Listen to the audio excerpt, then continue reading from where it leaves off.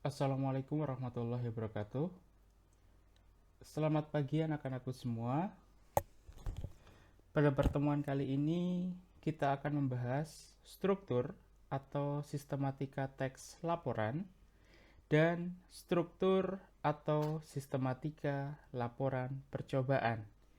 Artinya, hari ini kita akan belajar tentang dua konsep, teks laporan secara umum dan teks laporan percobaan, lebih spesifik.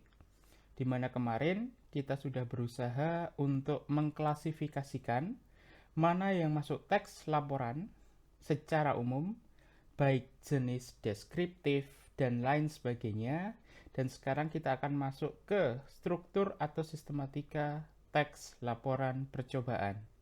Mohon yang pertama harus kalian siapkan adalah instalan Kamus Besar Bahasa Indonesia edisi kelima.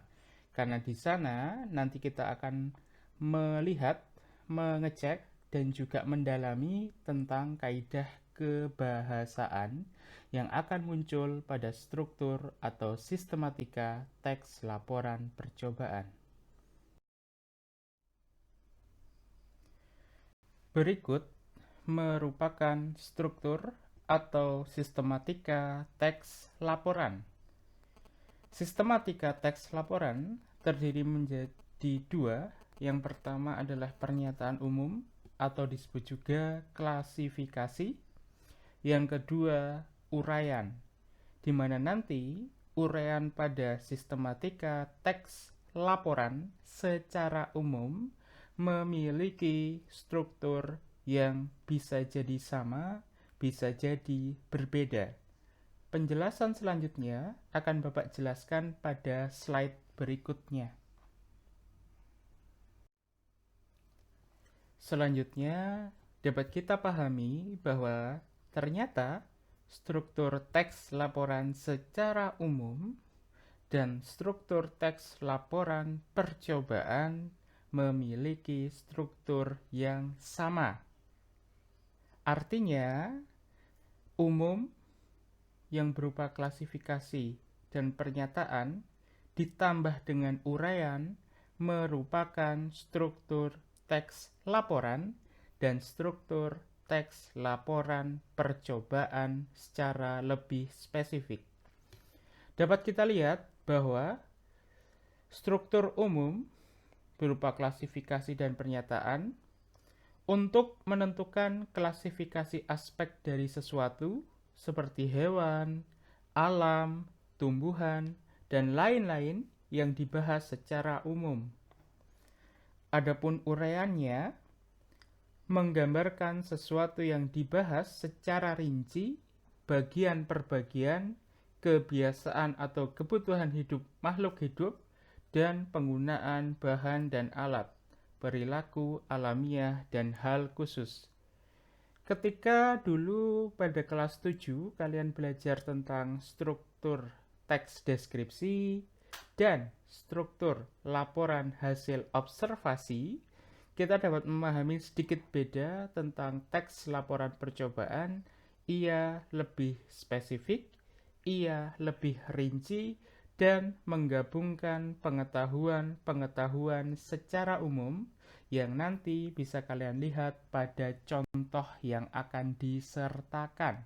Untuk itu, silahkan kalian simak baik-baik. Silahkan kalian perhatikan contoh pernyataan umum dan uraian dari teks laporan percobaan. Yang pertama, untuk pernyataan umum, bunga memiliki bagian-bagian yang bisa dipelajari satu persatu. Artinya, bisa kita tentukan objeknya adalah bunga, yang kemudian diuraikan tangkai induk bunga, tangkai bunga, dasar bunga, daun pelindung, daun tangkai, kelopak bunga, mahkota bunga, benang sari, dan putik. Artinya, bagian-bagian bunga tersebut memiliki fungsi, memiliki bentuk, dan spesifikasi lain yang akan bisa dijelaskan pada laporan percobaan. Sudah jelas ya, bahwa nanti objeknya adalah bunga yang kemudian diklasifikasikan menjadi beberapa bagian. Nah, di situ kita akan menggabungkan konsep apa yang kita pahami ditambahkan dengan ilmu pengetahuan-pengetahuan lain yang berkaitan. Contoh fungsi.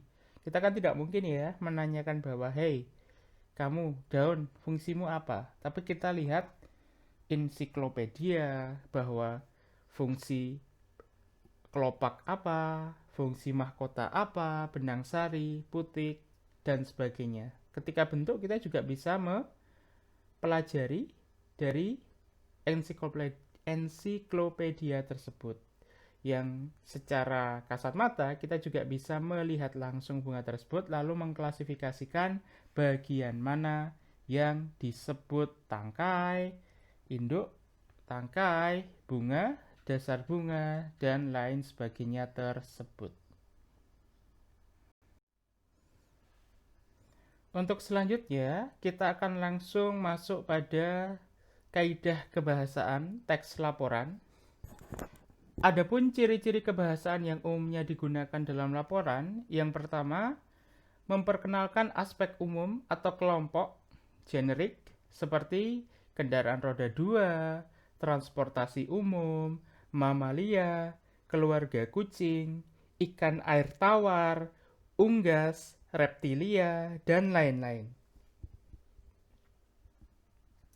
Kedua, menggunakan kata tugas hubungan logis seperti ketika, maka, dan seterusnya. Ketiga, kata tugas digunakan untuk menjaga tulisan koheren, atau yang dimaksud koheren adalah saling berhubungan. Artinya ada keterkaitan kata tugas. Nah, ketika kita ingin mengetahui bahwa kata tugas itu apa, nanti kita akan coba lihat, kita coba cermati, sembari mempersiapkan Kamus Besar Bahasa Indonesia, instalan KBBI 5. Definisi secara umum koheren, berhubungan atau bersangkut paut. Artinya ada sesuatu yang saling terkait. Ciri selanjutnya, yang keempat adalah menggunakan kalimat aktif. Kalimat aktif itu biasanya ditandai dengan kata me, ya, me, atau ber, itu juga bisa. Nah, secara spesifik di definisi kelima ya, menggunakan kata kerja aktif untuk menggambarkan proses dan aksi. Contohnya adalah berotasi, mengedari, menyanyi, dan bersiul. Nah, dari apa-apa yang kita pahami bahwa hal-hal yang berkaitan dengan sesuatu yang bersifat aktif itu biasanya ditandai dengan kata me dan ber. Nah, nanti ada spesifik aktif transitif dan kemudian ada aktif intransitif. Aktif transitif ada yang tahu? Nah, butuh objek atau tidak? Butuh atau tidak kira-kira? Ya. Kalimat aktif transitif bersangkutan dengan kata kerja yang memerlukan objek, sedangkan intransitif tidak memerlukan objek. Yang perlu objek misalkan apa? Ya. Kemudian yang tidak membutuhkan objek misalkan apa? Sudah ada gambaran ya? Yang membutuhkan objek biasanya ia harus menyertakan keterangan selanjutnya, ya, subjek, predikat, lalu objek. Kalau misalkan kita mengatakan bahwa Anto bernyanyi, misalkan Anto bernyanyi, itu bisa masuk kategori aktif transitif atau intransitif. Nah, coba kalian punya argumentasi bahwa aktif transitif dan aktif intransitif memiliki perbedaan yang cukup signifikan. Sebenarnya Bapak sudah pernah menjelaskan ya ketika di kelas 7 dulu bahwa aktif transitif, contoh, Intan sedang mengerjakan. sedang mengerjakan apa? Oh iya, butuh objek. Tambahkan soal IPA. Nah, ini adalah contoh kalimat aktif transitif. Nah, kemudian ketika ada kata Anto bersiul, selesai, ia tidak perlu objek. Tapi ketika ditambahkan objek, boleh. Anto bersiul menggunakan nada lagu Kartonyono Medot Janji. Nah, itu bisa ditambahkan di situ. Sudah jelas ya? Aktif transitif itu memerlukan objek, intransitif tidak memerlukan objek. Secara spesifik kalian juga bisa pelajari pada Wikipedia ya, contoh-contoh lain seperti saya menendang bola, dia memanjat pohon, kamu menggunting kertas. Ketika nggak ada objeknya, bingung. Saya menendang apa? Dia memanjat, apa yang dipanjat? Kamu menggunting dan sebagainya. Nah, intransitif, dia tidur. Suci berenang. Saya bernyanyi, cukup. Kalian berlari. Mereka berjalan dan sebagainya. Tinggal ditambahkan selanjutnya langsung keterangan juga bisa. Begitu ya. Selanjutnya, untuk definisi kata tugas bisa kalian cek di KBBI 5. Dan secara bahasa sederhana dapat Bapak sampaikan, kata tugas adalah salah satu kelas kata yang hanya memiliki makna gramatikal dan tidak memiliki makna leksikal, maksudnya kata tersebut. Ketika di KBBI kita bisa melihat bahwa kata tugas, kata yang terutama menyatakan hubungan gramatikal yang tidak dapat bergabung dengan afiks dan tidak mengandung makna leksikal. Nah, ketika kita mempelajari tentang afiks, afiks itu adalah bentuk terikat yang apabila ditambahkan pada kata dasar atau bentuk dasar akan mengubah makna gramatikal seperti prefiks, infiks, konfiks, dan sufiks. Bentuk atau morfem terikat yang dipakai untuk menurunkan kata imbuhan. Nah, definisi itu silahkan nanti bisa kalian telusuri di KBBI 5. Tapi Bapak akan menjelaskan cuplikan-cuplikan tentang definisi istilah yang mungkin akan muncul pada soal-soal PTS, PH bahkan, kemudian untuk PAS. Artinya kosakata kita dalam belajar bahasa Indonesia kita coba perluas dengan berbagai macam istilah yang memang sudah ditentukan oleh para ahli bahasa.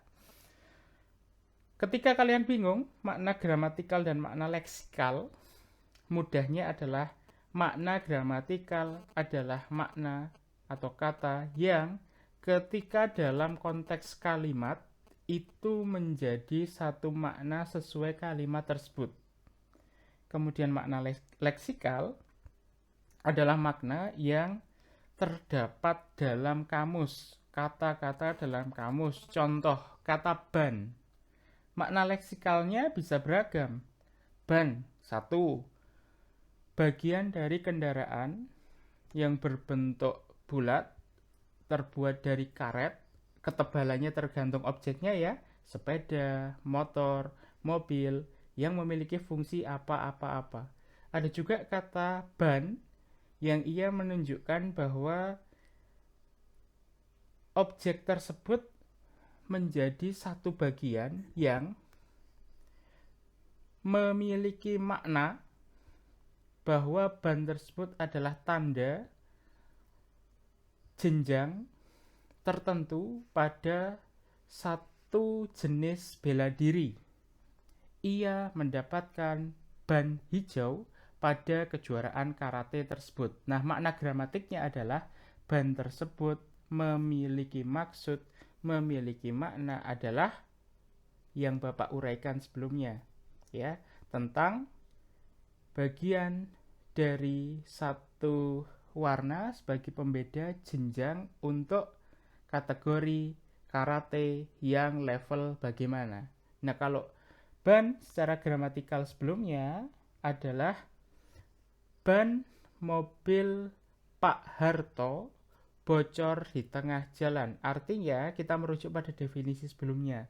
Ban bagian dari kendaraan, baik bermotor maupun tidak, yang berfungsi untuk seperti ini, seperti ini, seperti ini. Begitu, bisa dipahami? Untuk selanjutnya adalah kita akan belajar tentang satu, preposisi atau kata depan, istilahnya. Contoh, di, dari, ke. Kalian bisa mengecek di KBBI 5 apa saja jenis preposisi yang tidak bisa disertakan di sini, dan kalian bisa pelajari secara online atau daring atau juga luring atau di luar jaringan. Artinya yang sudah kalian install bisa kalian cek. Kedua adalah konjungsi atau kata hubung. Selanjutnya, artikel kata sandang adalah kata tugas yang membatasi nomina.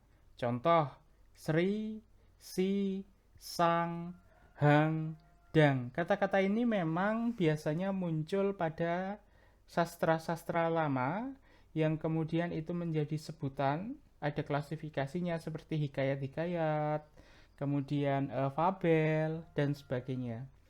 Yang kemudian adalah interjeksi atau kata seru adalah untuk mengungkapkan rasa hati pembicara. Contoh, wah, amboy, aduh. Jadi artinya kita mengungkapkan sesuatu hasil dari perasaan kita dengan kata-kata tersebut. Wah, hebat sekali ya kamu. Amboy, indah sekali pemandangannya. Aduh, luar biasa. Seperti itu. Kemudian selanjutnya ada partikel penegas adalah imbuhan akhir yang digunakan sebagai penegas tanpa mengubah makna kata yang melekatnya. Contoh, lah, kah, pun, baca. Baca cukup, tapi ketika ditambahkan bacalah itu lebih menegaskan. Dan juga kata-kata yang mengiringi lain sebagainya. Begitu? Bisa dipahami? Silahkan kalian bisa tanyakan ketika memang ada pertanyaan yang muncul. Oh iya, ketika Bapak tadi menjelaskan aspek artikel kata sandang atau kata tugas yang membatasi nomina, kalian bisa cek nomina itu merupakan kata lain dari kata benda. Istilah-istilah itu akan muncul seperti nomina, kata benda, verba, atau kata kerja, lalu adjektiva atau kata sifat. Dalam bahasa Inggris, kalian mempelajari tentang noun, kemudian apalagi?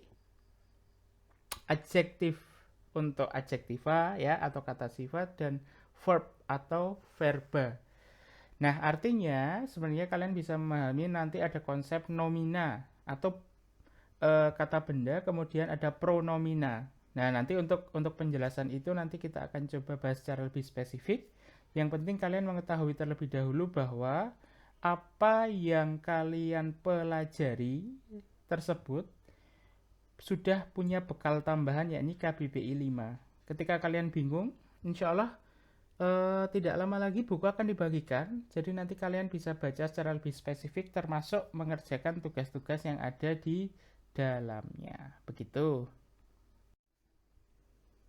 Selanjutnya ada beberapa hal yang bisa kalian catat bahwa dalam teks laporan percobaan tidak ada urutan waktu, yang ada urutan kegiatan.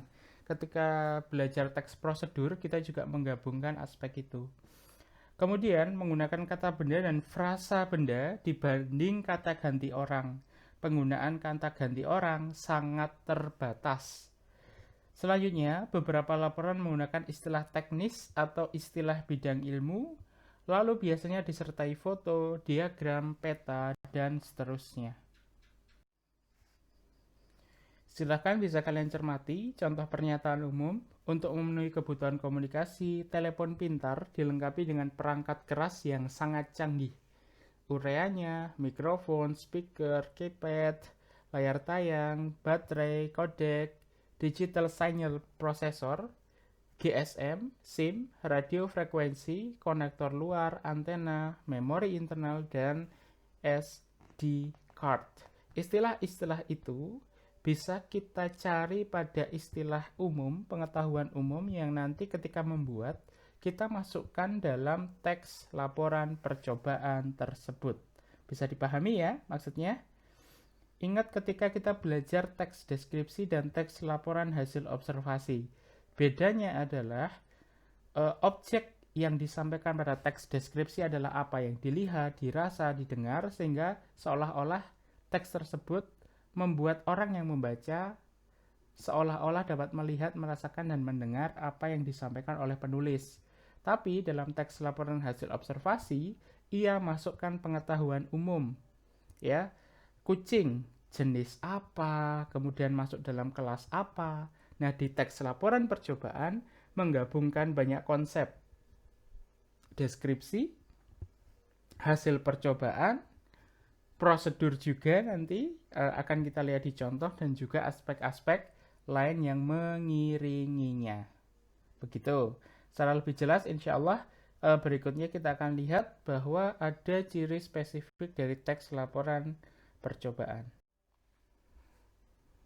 Untuk contoh berikutnya, silahkan bisa dicermati pernyataan umum, misalkan di sawah ya, suatu tempat hidup berbagai makhluk hidup yang saling berinteraksi membentuk rantai makanan. Ada uraiannya, padi, belalang, katak, kadal, burung gelatik, tikus, ular, dan elang. Bagaimana saling memakan untuk bisa bertahan hidup. Siklusnya ada, alurnya ada. Di IPA kalian sudah mempelajari ya. Nah, kalian tinggal pahami saja bahwa ada aspek pengetahuan lain yang bisa disematkan dalam teks laporan percobaan. Baik, untuk selanjutnya tentang pernyataan umum dan uraian, tambah contoh lagi, ya, biasanya pernyataan umum itu menjelaskan sesuatu. Biasanya dengan kata adalah, merupakan, iyalah, dan sebagainya. Kata-kata yang menjelaskan suatu. Objeknya apa, kemudian dijelaskan secara lebih rinci. Contoh di sini adalah Venus ya. Ingat konsep istilahnya apa ya? Konsep dalam memahami planet-planet yang ada dalam sistem tata surya. Merkurius, Venus, Bumi, Mars, Jupiter, Saturnus, Uranus, Neptunus, kemudian yang terakhir Pluto. Karena yang terbaru Pluto pun juga masuk kategori planet atau tidak, ada berbagai pendapat ya. Nah, intinya kita fokus ke Venus. Nah, pernyataan umumnya Venus adalah planet dan seterusnya itu, kemudian uraiannya dengan berbagai macam penjelasan yang ada di dalamnya. Venus sama besarnya dengan bumi dan sebagainya itu. Silahkan bisa dicermati klasifikasinya. Lihat di situ ya, ada pembanding ukuran, ada warnanya, ada posisi atau kedudukan ya, seperti tadi Bapak jelaskan. Merkurius, Venus terdekat kedua dari matahari. Kemudian terletak di antara Merkurius dan Bumi. Ada edarnya waktunya berapa lama, rotasinya, kondisi geografisnya, kemudian apa? Area-area yang melingkupinya seperti langitnya. Begitu ya. Selanjutnya contoh lebih spesifik lagi. Nah, ada pernyataan umum yang kemudian uraiannya terdiri dari beberapa klasifikasi seperti penampilan, kebiasaan makan, kapasitas, dan juga perkembangbiakan. Silakan kalian cermati dengan baik tentang kelelawar, bagaimana penampilannya, kebiasaannya, kapasitasnya, dan sistem perkembangbiakannya. Oke, kalian baca dengan baik. Yaitu contoh video ini atau lampiran media ini bisa di skip ya. Ketika di skip, kemudian silahkan kalian coba uraikan secara lebih detail apa yang kalian pahami, apa yang kalian tangkap dari contoh-contoh tersebut.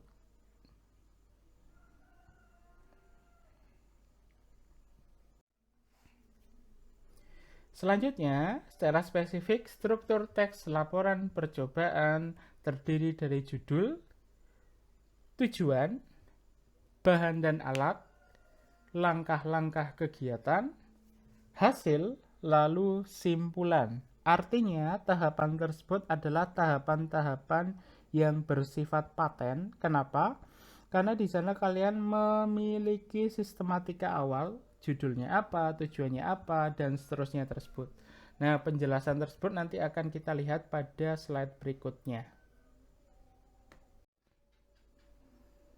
Selanjutnya, tentang kaidah kebahasaan teks laporan, menggunakan sinonim dan antonim. Sinonim memiliki makna yang sama, antonim berbeda. Menggunakan kata bilangan atau istilah di KBBI 5 adalah numeralia. Lalu menggunakan kalimat perintah, ya di situ ada klasifikasinya. Kemudian menggunakan kata hubung. Pengertian sinonim antonim silahkan bisa dicermati. Biasanya dalam tahapan atau langkah-langkah. Kemudian kata bilangan menunjukkan jumlah bahan yang digunakan dalam percobaan. Kemudian menggunakan kalimat perintah seperti sebaiknya, hindari, campurkan, satukan, dan lain sebagainya. Menggunakan kata hubung, dan, tetapi, apabila, saat, jika, sehingga, meskipun, dan lainnya. Nah, artinya kaidah kebahasaan itu bisa kita cek secara spesifik pada KBBI 5 yang merupakan perangkat kita, ya. Perangkat kita dalam mempelajari kaidah kebahasaan teks laporan percobaan. Begitu. Berikutnya langsung kita lihat pada contoh ya. Struktur pertama, teks laporan percobaan membuat taplak meja. Nah, itu merupakan judul ya di struktur pertama. Yang kedua, tujuan, supaya kita bisa memanfaatkan sejumlah barang-barang yang ada di sekitar kita. Jadi, akan lebih bernilai secara bermanfaat. Alat dan bahan, itu bahannya.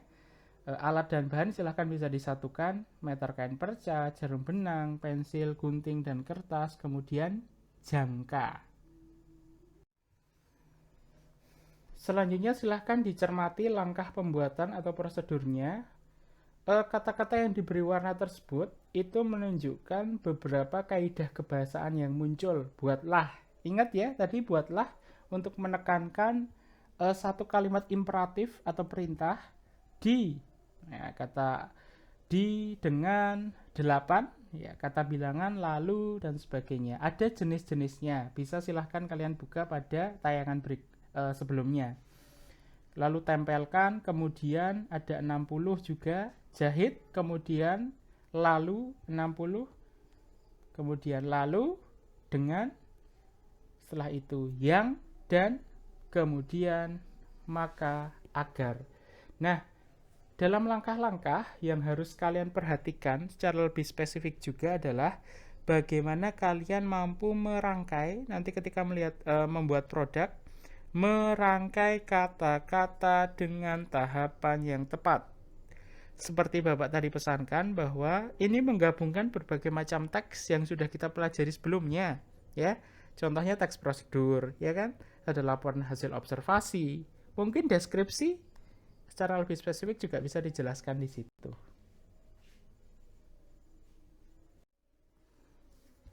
Yang terakhir adalah hasil dan kesimpulan. Silahkan bisa dicermati contoh kata-kata hasil dan contoh kata-kata yang menyimpulkan sesuatu.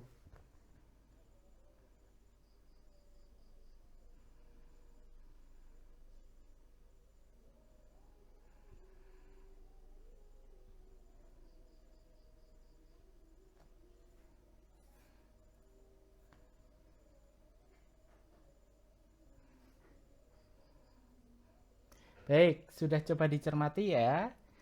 Untuk selanjutnya, Bapak pada pertemuan kali ini kita akan menunggu buku paket yang akan kalian ambil. Setelah kalian ambil, silahkan nanti kalian coba mengerjakan beberapa halaman yang nanti akan Bapak beritahukan pada pertemuan berikutnya, yang semoga nanti dalam proses pembelajaran. Jadi pertemuan kali ini silahkan boleh kalian buat catatan. Silahkan. Kalian buat peta konsep secara sederhana mandiri. Silahkan. Dan kemudian setelah itu nanti tolong kalian coba mengerjakan soal-soal yang ada di buku paket setelah kalian mendapatkan buku paket tersebut. Nah, dari apa yang sudah Bapak jelaskan tadi, silahkan untuk kalian tanyakan apa-apa saja di WhatsApp ya. Mohon di WhatsApp terlebih dahulu di area itu. Semisal nanti ada pertanyaan di luar jam pelajaran, silahkan untuk ditanyakan. Jadi intinya untuk pertemuan hari ini hanya menjelaskan tentang materi, kalian pahami, silahkan kemudian kita bisa berinteraksi dalam model pertanyaan-pertanyaan yang kalian ajukan. Demikian, atas kurangnya mohon maaf, Bapak ucapkan terima kasih. Ketika nanti ada info-info tambahan, Bapak akan beritahukan lewat WhatsApp. Begitu, terima kasih. Wassalamualaikum warahmatullahi wabarakatuh.